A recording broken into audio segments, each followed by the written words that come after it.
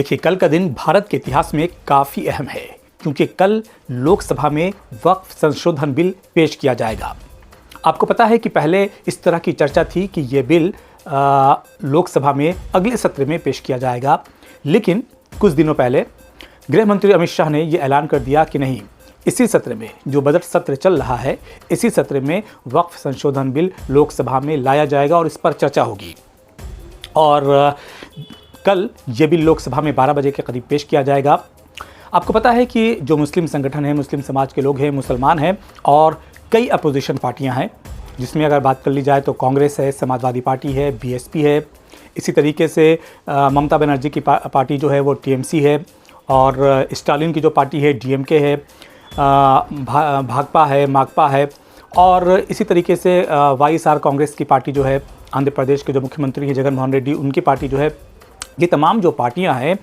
उन्होंने इस बिल का विरोध किया है और सीधे सीधे कहा है कि ये संविधान के ख़िलाफ़ है ये बिल और इससे मुसलमानों को टारगेट किया जा रहा है। लेकिन वहीं जो बीजेपी की दो सबसे बड़ी सहयोगी पार्टी हैं, उन्होंने अभी अपने पत्ते नहीं खोले हैं। टीडीपी चंद्रबाबू नायडू की और जेडीयू नीतीश कुमार की। इन लोगों ने कहा है कि लोकसभा में ही जो कुछ होने वाला है उस पर हम लोकसभा में ही वोट करेंगे और लोकसभा में ही पता चल जाएगा लोगों को कि हमारा रुख क्या है वक्फ संशोधन बिल को लेकर के। लोकसभा में जिस दिन वोटिंग होगी उस दिन ये बात क्लियर हो जाएगी। इन लोगों ने अभी पत्ते अपने नहीं खोले हैं। देखिए, जो नीतीश कुमार हैं और जो एलजेपी चिराग पासवान की जो पार्टी है, लोक जनशक्ति पार्टी आर, ये लोग चाहते थे कि ये जो मौजूदा सत्र चल रहा है इसमें वक्फ संशोधन बिल को ना लाया जाए, क्योंकि आपको पता है कि इसी साल के आखिर में, नवंबर के महीने में गालिबन विधानसभा का चुनाव होने वाला है बिहार के अंदर, और एक बड़ा वोट बैंक जो है इन लोगों का मुस्लिम समाज के लोग हैं। और अगर वक्फ संशोधन बिल को लोकसभा में लाया जाता है और ये पार्टियाँ उसकी मुखालिफत नहीं करती हैं, उसका विरोध नहीं करती हैं, तो मुसलमान जो हैं वो इनके पाले से निकल जाएंगे, मुसलमान की इनके झांसे में नहीं आएंगे। और आपको पता है कि रमज़ान के महीने में किस तरीके से all India Muslim personal law board ने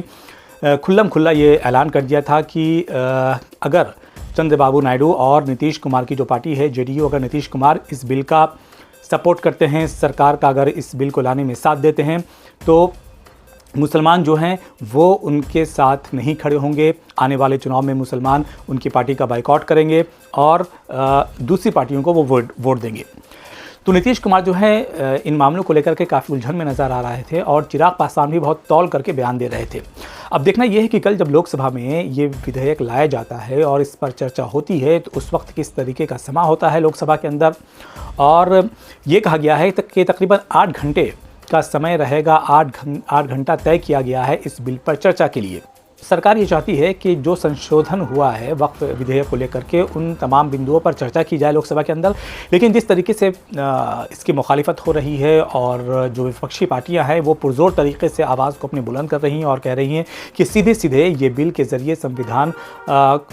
पर एक तरीके से प्रहार किया जा रहा है और संविधान को ध्वस्त करने की कोशिश की जा रही है और एक विशेष वर्ग को टारगेट किया जा रहा है। तो ऐसे में कल लोकसभा में काफ़ी हंगामे के आसार हैं और अब देखिए कि कल जब बिल पेश किया जाता है तो उस वक्त लोकसभा के अंदर क्या कुछ मंजर सामने आता है।